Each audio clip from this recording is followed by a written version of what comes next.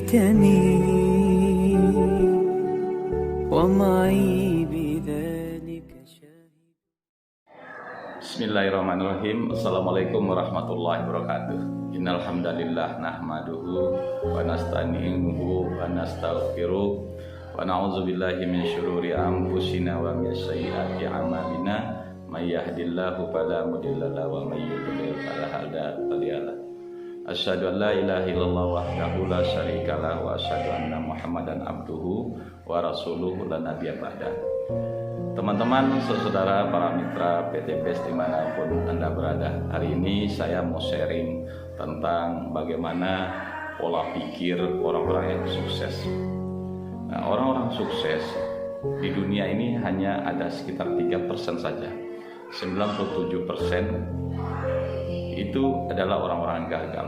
Nah, kenapa terjadi ada orang yang gagal, ada orang sukses dalam hidup ini? Nah, itu sebenarnya dilatar belakangi karena pola pikirnya atau mindset.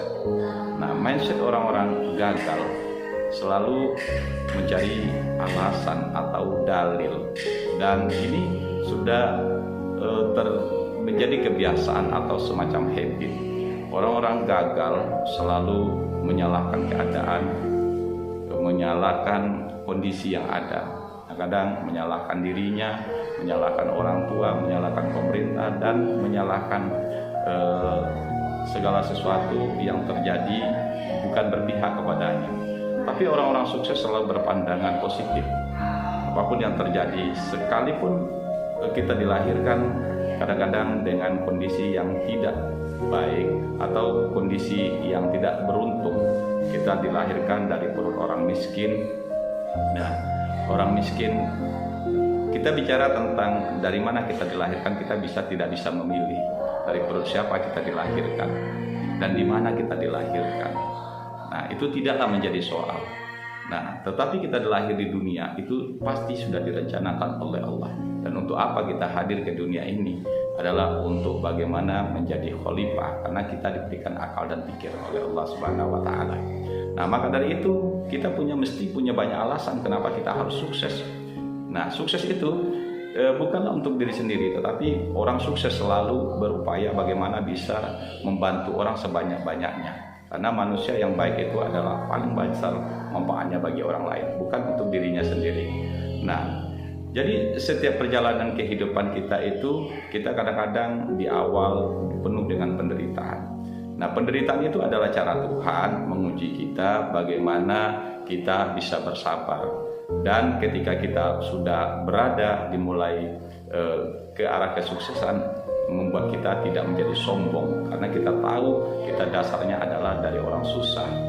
Nah, yang merubah kita dari susah itu tidak jadi persoalan. Maka kisah sisa susah kita itu harus kita simpan untuk jadi bahan cerita di belakang hari. Tidaklah akan menarik kisah hidup seseorang kalau di perjalanannya dari awal dia lahir dari keluarga yang sukses, keluarga yang berada, yang punya kebebasan keuangan, finansial, itu tidak akan menarik ceritanya. Ibarat kita menonton sebuah film India, dari awal penuh dengan suka duka, tetapi pada akhirnya dia sampai endingnya adalah membuat semua penonton merasa puas karena anak mudanya keluar jadi pemenang, the winners.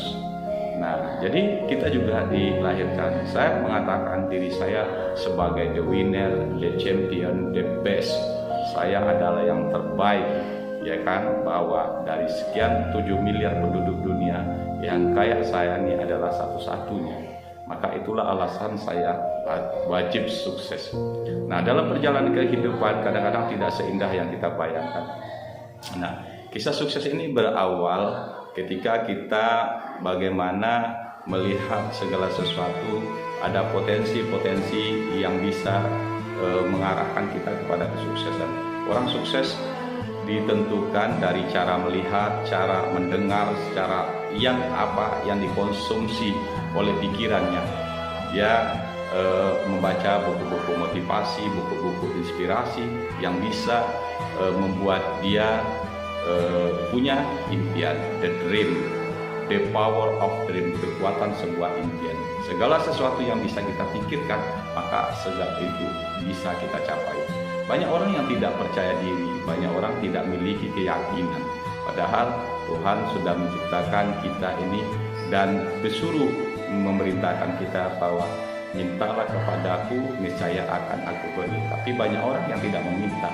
Segala sesuatu diukur dengan tenaga, dengan fisiknya, mencari nafkah, mencari pekerjaan, atau mengerjakan sesuatu selalu menggunakan pikiran, dengan menggunakan tenaganya, tidak melibatkan pikiran. Nah, kalau kita masuk ke dalam diri kita bahwa betapa dahsyatnya kita ciptakan, 88% alam bawah sadar kita itu akan mengabulkan apa yang kita minta. Kita meminta segala sesuatu kepada Allah dan seolah-olahnya itu terjadi, akan terjadi, sudah terjadi. Itulah alam bawah sadar. Nah, tidak pernah kita bayangkan bahwa kehidupan kita ini bisa memiliki segala sesuatu. Kita memiliki kesehatan, bahwa orang yang ingin bersukses, orang yang ingin berhasil dalam banyak hal. Nah, orang mengukur tentang rezeki. Rezeki itu adalah bagian kecil dari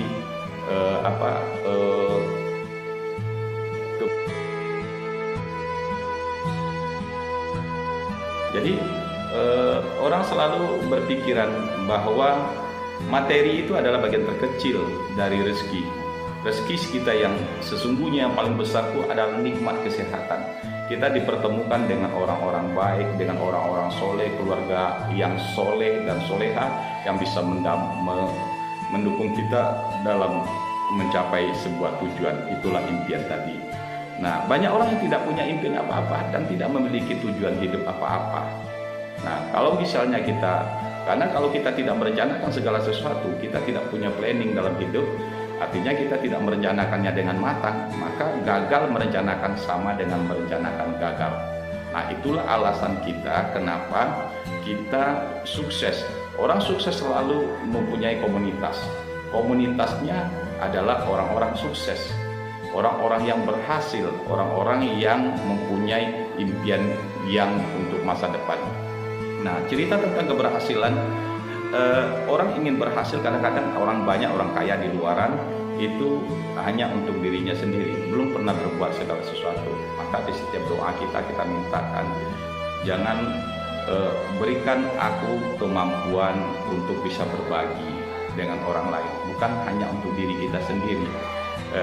Misalkan dalam pekerjaan kita mohonkan bahwa jangan aku lelah dalam mencari rezeki, jadikan aku lelah berbagi rezeki. Nah, itu. Jadi ketika doa kita itu berbeda dengan kita lelah mencari rezeki dengan lelah berbagi rezeki. Nah, kalau kita berbagi rezeki, maka banyak orang, maka Allah pasti kabulkan doa kita. Kalau kita meminta rezeki, Allah belum tentu mengabulkan doa kita. Tetapi kita mau berbagi rezeki yang dikasih oleh Allah, maka insya Allah kita akan diberinya, karena kita cerita adalah memantaskan diri di hadapan Allah. Nah, sebenarnya kita orang muslim mudah sekali sebenarnya. Nah, seperti Allah suruh sampaikan kita bertakwa. Takwa itu kita disuruh meninggalkan yang dilarangnya dan mengerjakan yang diperintahkannya. Nah, kalau kita sudah taat kepada Allah, ketika misalnya kita dipanggil, katakan dengan panggilan azan, hayya 'alas shalah, laksanakan sholat, hayya 'alal falah, jadi mari bersama-sama meraih kemenangan, dan itu sudah janji Allah. Nah, kalau kita laksanakan seperti itu dan kita menghabiskan waktu-waktu kita dengan hal-hal yang baik, hal-hal yang positif, dan terus berbagi manfaat, karena manusia yang baik adalah yang paling banyak manfaatnya bagi orang lain. Mudah-mudahan ini menjadi inspirasi buat kita semua untuk bagaimana kita semuanya pantas untuk menjadi orang sukses. Tidak ada alasan, tapi pikiran sukses kita sangat ditentukan keyakinan kita. Kalau kita yakin sukses, kita bakal sukses. Nah, maka mohonkan kepada Allah. Allah lah yang akan menentukan segala sesuatunya. Minta segala sesuatu yang besar kepada Allah, berikan kita kemampuan. Mudah-mudahan kita akan diberikan petunjuk dan jalan bagi Allah.